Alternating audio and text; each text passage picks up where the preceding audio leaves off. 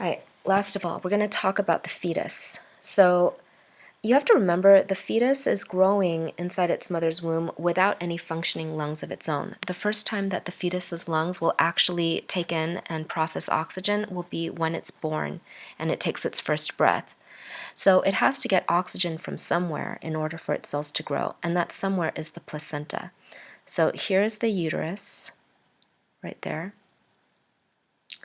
There's the birth canal and the vagina. And then here's the mother's bladder right here. Here's her pelvic bone right there. Here's the colon and the anus. And then, of course, here's her spinal cord and her spine. And you'll notice that right there, in between the baby and the wall of the uterus, is the placenta. And the placenta is full of blood, lots and lots and lots of blood. And the blood is going to be delivered, that's the mother's blood, obviously. The blood is going to be delivered through the umbilical cord to feed the baby, and then the deoxygenated blood will be delivered or will drain from the fetus back through the umbilical cord and back into the placenta. So here you can see we've got both red and blue blood vessels that are going from the placenta to the fetus and back again.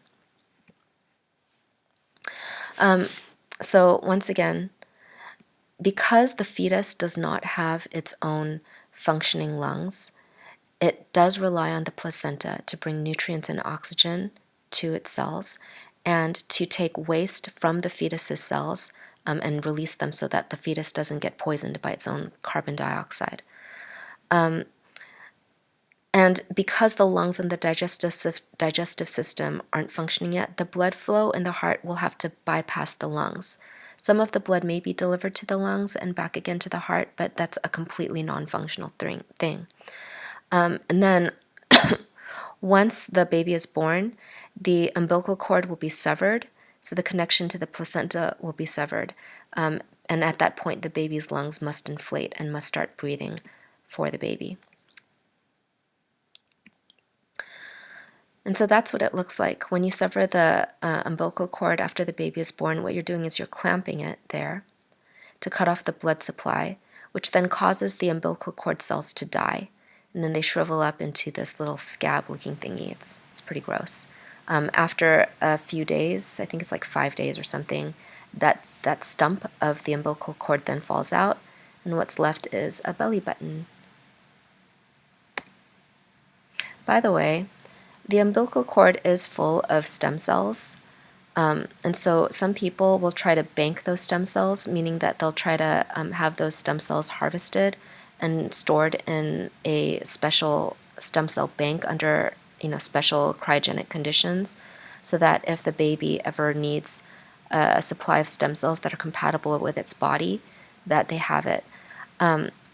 It turns out that's a really, really expensive process to both harvest and then also store those stem cells for years and years and years. And it also turns out, even if you tried to donate those stem cells, it's really expensive to do, even as a donor, to donate those stem cells to other people or to their babies. You, as the donor, would have to pay hundreds or thousands of dollars in order to do it. And that's one of the sad things about our healthcare system is hospitals often are not set up to receive those kind of life-saving donations that could help other people. So this is not a functional video because it's not a YouTube video, and I'm only allowed to put YouTube videos in here. So clicking on here will actually take you to an external site. Let's do that. This is the St. Louis Children's Hospital, and they have a medical animation, which is pretty good. And I've also posted this link in Canvas. Okay, so here we've got the ovaries releasing an egg right there into the fallopian tubes, where they'll meet sperm, and then the fertilized egg then ends up in the uterus, where it implants and forms an embryo. The embryo then develops over the course of 9 months, but its main connector to its blood supply will be through the umbilical cord. Now here, is the developing fetus's heart. And you'll notice that it looks really similar to an adult heart except for a couple of things. So let's start with the similarities. We've got the right atrium, right ventricle. Between the right atrium and right ventricle is the right atrioventricular valve, shown here in blue. And then the right ventricle is going to take blood to the pulmonary trunk, right here, through the pulmonary semilunar valve, which is shown here in blue. You also have the left atrium and the left ventricle.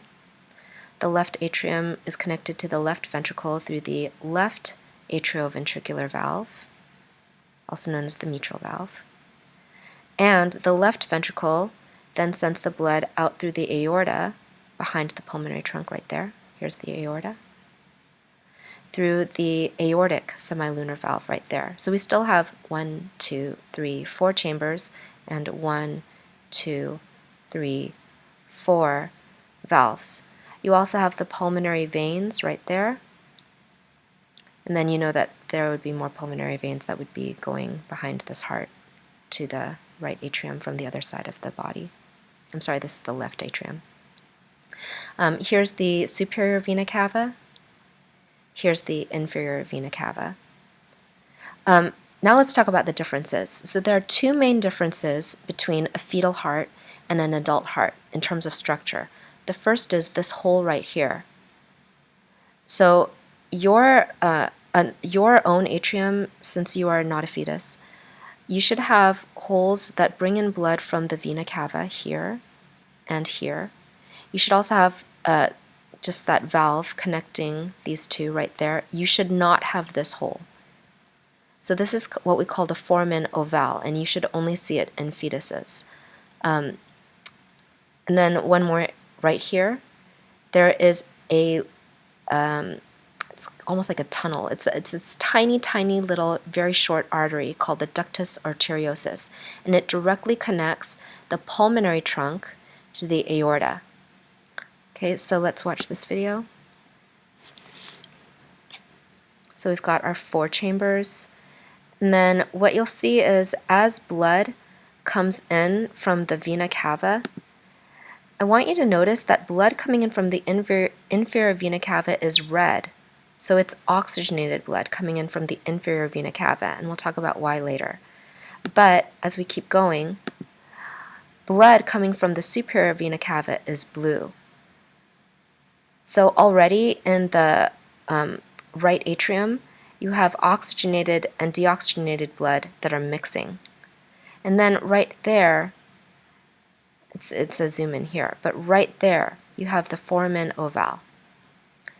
And because the foramen ovale directly connects the right side of the heart with the left side of the heart, what it's doing is it's allowing blood to go directly to the left side of the heart through here, through the foramen ovale, without having to go to the lungs.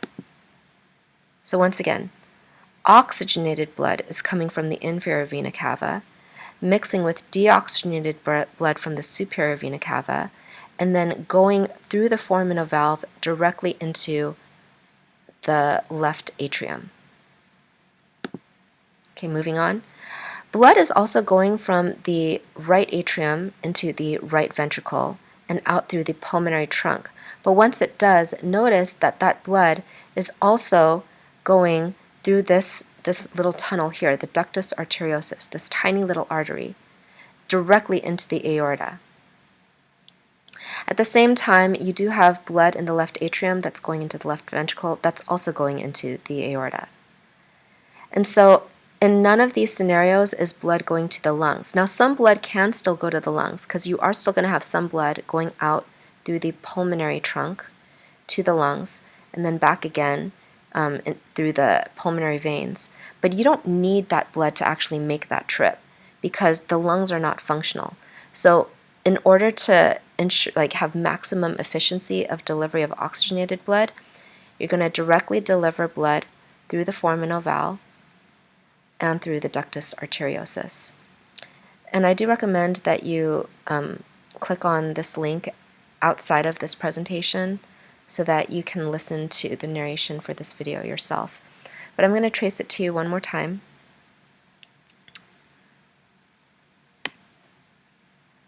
Oops.